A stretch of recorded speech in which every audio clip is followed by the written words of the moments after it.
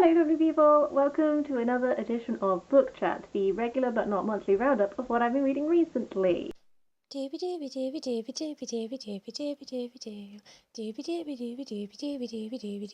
Vlogs! I've got a little bit of a mix of books for you this week, so let's just crack on with it. First up we have The Bees by Laline.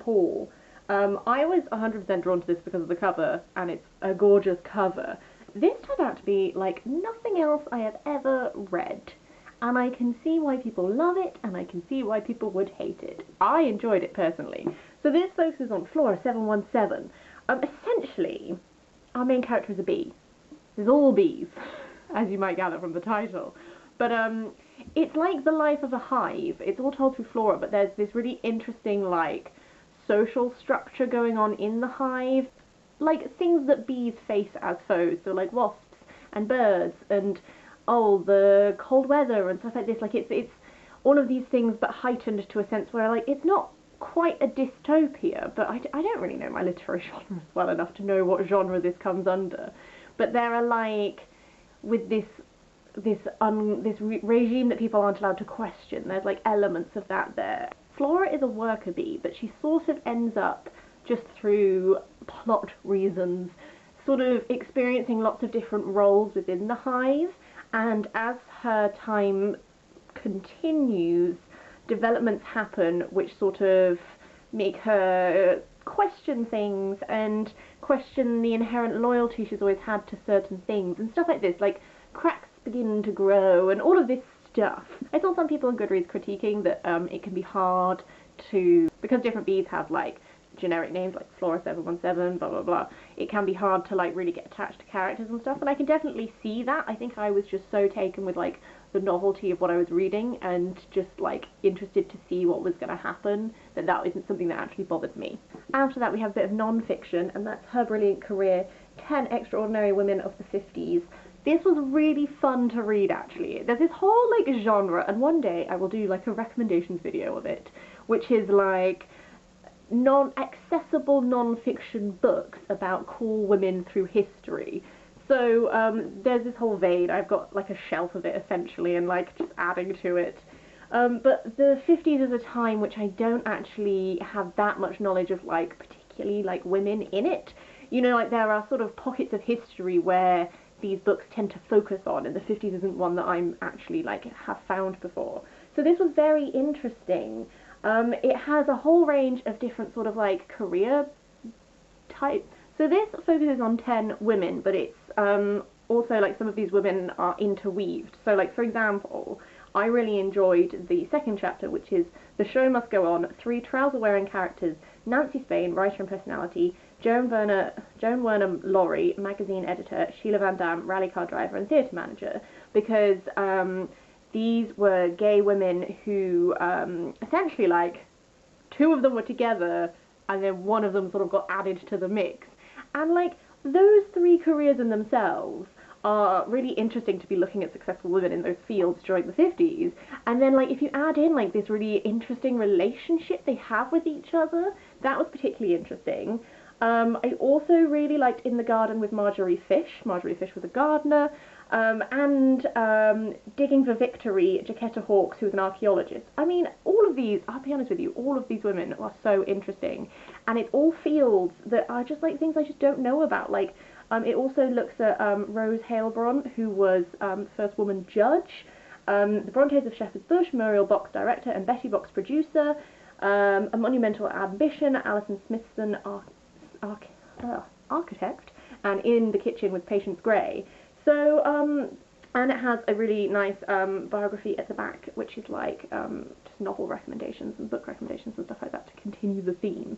I found Rachel Cooke's writing quite accessible. I found this very easy to consume. I know that some people find reading history books hard because they're like dry, whereas I feel like Rachel Cooke made this very Just like, it's almost like someone was just sat down with us and was like, hey, here's some women I find cool, let me chat to you about them. And that's kind of like this whole genre that I'm into. So that was a really enjoyable read, and I thoroughly recommend that if you're looking to like expand your knowledge of like cool women, maybe slightly more contemporary. Then we've got The Sword in the Stone by T.H. White.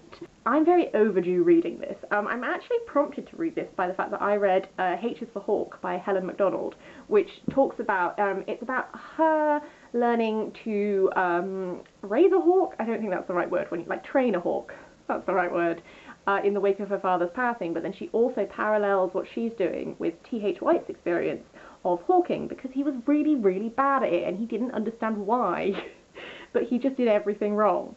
And that was such an interesting look at this figure who just like, there's just so much about his life that makes me sad that he couldn't like he put all of this effort into trying to train this hawk, and he failed so badly at it because he thought he was doing the things he was supposed to be doing, but he didn't have that based on any knowledge. And like, this is such a preamble, but suffice to say, reading this, I was partly reading it because like I like Arthuriana, I've seen the Disney film, oh let's read a fun like little children's sort of book, but then also partly reading this with the knowledge of Helen Macdonald's commentary on certain passages of this in relation to like her biography of T.H. White that's like running through the book.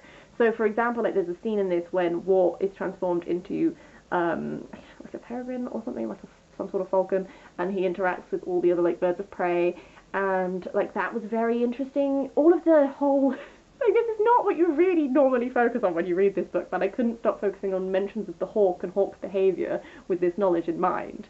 I did also enjoy this as just like a, oh, let's read some children's Arthuriana, because like this is iconic and I can't believe I didn't read it sooner, and I really wish I had read it as a child. I did enjoy it. I think towards the end a little bit I got a bit like, okay, yes, I might be done with this now. But I think if I'd read it when I was a little bit younger, that wouldn't have happened, and it probably would have been like a childhood favourite. It's a bit weird insofar as it sort of flounce, if you will. I don't know which one of those is the right pronunciation. I'm panicking now, I'm on camera. But it goes against what you would traditionally view as like the core elements of a story about Arthur. Like, I know he does pull the sword from the stone at the very end, but like, you know, you don't have any of the rest of these like big knight figures that you're used to. And I also found Merlin living backwards in time very interesting. I think this is a series, isn't it? I don't know if I'll read the rest of the series or not, but it was certainly interesting to dip into. Following on from that is Grief is a Thing with Feathers by Max Porter. Like, everyone has been going on about this for so long, and so I picked it up for £1, and I'm really glad I've read it now. It was definitely, I saved it for reading in like quiet moments when I could like savour it and really like appreciate it. I haven't read Crow by Ted Hughes, so I would be interested to do that now that I've read this and sort of like see what it's drawing upon that I'm not familiar with, but certainly as like a look at grief and coping with grief and all that sort of thing, it was definitely very interesting. Okay, right, we're nearly at its end. Penultimate book is Ammonites and Leaping Fish, A Life in Time by Penelope Lively. This is a memoir. Penelope Lively is a novelist. I've not actually read any of her novels. This is the first book of hers that I've read. But this is part memoir, but it's mostly like looking at aging.